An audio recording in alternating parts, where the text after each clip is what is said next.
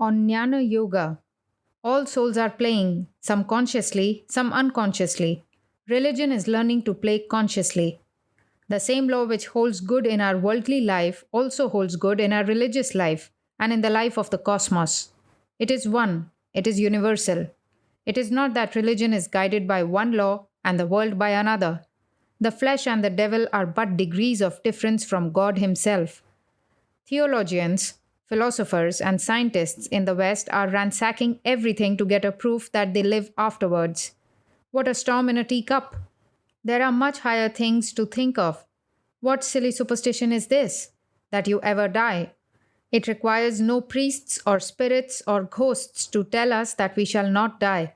It is the most self evident of all truths. No man can imagine his own annihilation. The idea of immortality is inherent in man. Wherever there is life, with it there is death. Life is the shadow of death, and death the shadow of life. The line of demarcation is too fine to determine, too difficult to grasp, and most difficult to hold on to. I do not believe in eternal progress, that we are growing on ever and ever in a straight line. It is too nonsensical to believe. There is no motion in a straight line. A straight line infinitely projected becomes a circle. The force sent out will complete the circle and return to its starting place. There is no progress in a straight line. Every soul moves in a circle, as it were, and will have to complete it. And no soul can go so low, but that there will come a time when it will have to go upwards. It may start straight down, but it has to take the upward curve to complete the circuit. We are all projected from a common center, which is God, and will come back after completing the circuit to the center from which we started. Each soul is a circle. The center is where the body is, and the activity is manifested there.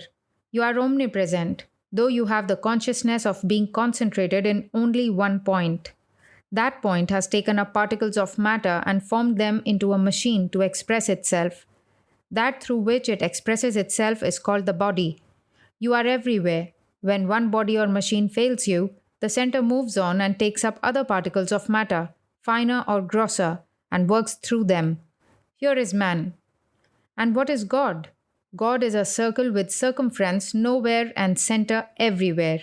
Every point in that circle is living, conscious, active, and equally working. With our limited souls, only one point is conscious, and that point moves forward and backward. The soul is a circle whose circumference is nowhere, limitless, but whose center is in some body. Death is but a change of center. God is a circle whose circumference is nowhere and whose center is everywhere. When we can get out of the limited center of body, we shall realize God, our true self. A tremendous stream is flowing towards the ocean, carrying little bits of paper and straw hither and thither on it. They may struggle to go back, but in the long run they must flow down to the ocean. So you and I and all nature are like these little straws carried in mad currents towards that ocean of life, perfection, and God. We may struggle to go back, or float against the current and play all sorts of pranks, but in the long run we must go and join this great ocean of life and bliss. Jnana, knowledge, is creedlessness, but that does not mean that it despises creeds. It only means that a stage above and beyond creeds has been gained. The jnani, true philosopher, strives to destroy nothing but to help all. All rivers roll their waters into the sea and become one. So all creeds should lead to jnana and become one. Jnana teaches that the world should be renounced, but not on that account abandoned. To live in the world and not to be of it is the true test of renunciation. I cannot see how it can be otherwise than that all knowledge is stored up in us from the beginning. If you and I are little waves in the ocean, then that ocean is the background. There is really no difference between matter, mind, and spirit. They are only different phases of experiencing the one. This very world is seen by the five senses as matter, by the very wicked as hell, by the good as heaven, and by the perfect as God. We cannot bring it to sense demonstration that Brahman is the only real thing, but we can point out that this is the only conclusion that one can come to. For instance, there must be this oneness in everything, even in common things. There is the human generalization, for example. We say that all the variety is created by name and form, yet when we want to grasp and separate it, it is nowhere. We can never see name or form or causes standing by themselves. So, this phenomenon is Maya, something which depends on the noumenon and apart from it has no existence. Take a wave in the ocean. That wave exists so long as that quantity of water remains in a wave form, but as soon as it goes down and becomes the ocean, the wave ceases to exist. But the whole mass of water does not depend so much on its form. The ocean remains, while the wave form becomes absolute zero.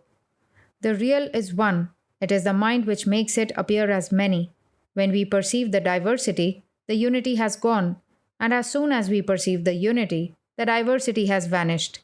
Just as in everyday life, when you perceive the unity, you do not perceive the diversity. At the beginning, you start with unity. It is a curious fact that a Chinaman will not know the difference in appearance between one American and another, and you will not know the difference between different Chinamen. It can be shown that it is the mind which makes things knowable. It is only things which have certain peculiarities that bring themselves within the range of the known and knowable. That which has no qualities is unknowable. For instance, there is some external world, X, unknown and unknowable. When I look at it, it is X plus mind. When I want to know the world, my mind contributes 3/4 of it. The internal world is Y plus mind, and the external world, X plus mind. All differentiation in either the external or internal world is created by the mind, and that which exists is unknown and unknowable. It is beyond the range of knowledge, and that which is beyond the range of knowledge can have no differentiation. Therefore, this X outside is the same as the Y inside, and therefore the real is one. God does not reason. Why should you reason if you know? It is a sign of weakness that we have to go on crawling like worms to get a few facts, and then the whole thing tumbles down again. The spirit is reflected in mind and in everything. It is the light of the spirit that makes the mind sentient. Everything is an expression of the spirit. The minds are so many mirrors. What you call love, fear, hatred, virtue, and vice are all reflections of the spirit. When the reflector is base, the reflection is bad. The real existence is without manifestation. We cannot conceive it because we should have to conceive through the mind, which is itself a manifestation. Its glory is that it is inconceivable. We must remember that in life the lowest and highest vibrations of light we do not see, but they are the opposite poles of existence. There are certain things which we do not know now, but which we can know. It is due to our ignorance that we do not know them. There are certain things which we can never know, because they are much higher than the highest vibrations of knowledge. But we are the eternal all the time, although we cannot know it. Knowledge will be impossible there. The very fact of the limitations of the conception is the basis for its existence. For instance, there is nothing so certain in me as myself, and yet I can only conceive of it as a body and mind, as happy or unhappy, as a man or a woman. At the same time, I try to conceive of it as it really is, and find that there is no other way of doing it but by dragging it down. Yet I am sure of that reality. No one, O beloved, loves the husband for the husband's sake, but because the self is there. It is in and through the self that she loves the husband. No one, O beloved, loves the wife for the wife's sake, but in and through the self. And that reality is the only thing we know, because in and through it we know everything else, and yet we cannot conceive of it. How can we know the knower? If we knew it, it would not be the knower, but the known. It would be objectified. The man of highest realization exclaims, I am the King of Kings. There is no king higher than I. I am the God of gods. There is no God higher than I. I alone exist, one without a second.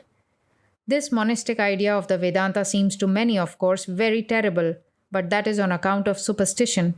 We are the self, eternally at rest and at peace.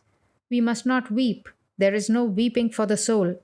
We in our imagination think that God is weeping on his throne out of sympathy. Such a God would not be worth attaining. Why should God weep at all? To weep is a sign of weakness, of bondage. Seek the highest, always the highest, For in the highest is eternal bliss. If I am to hunt, I will hunt the lion. If I am to rob, I will rob the treasury of the king. Seek the highest. Oh, one that cannot be confined or described, one that can be perceived in a heart of hearts, one beyond all compare, beyond limit, unchangeable like the blue sky. Oh, learn the all, Holy One, I seek for nothing else. Where changes of nature cannot reach, thought beyond all thought, unchangeable, immovable, whom all books declare, all sages worship, O Holy One, seek for nothing else. Beyond compare, infinite oneness, no comparison is possible. Water above, water below, water on the right, water on the left, no wave on that water, no ripple, all silence, all eternal bliss. Such will come to thy heart. Seek for nothing else. Why weepest thou, brother? There is neither death nor disease for thee. Why weepest thou, brother? There is neither misery nor misfortune for thee. Why weepest thou, brother? Neither change nor death was predicated of thee. Thou art existence absolute. I know what God is. I cannot speak him to you. I know not what God is. How can I speak him to you? But seest thou not, my brother, that thou art he? Thou art he? Why go seeking God here and there? Seek not, and that is God. Be your own self. Thou art our father, our mother, our dear friend. Thou bearest the burden of the world. Help us to bear the burden of our lives. Thou art our friend, our lover, our husband. Thou art ourselves.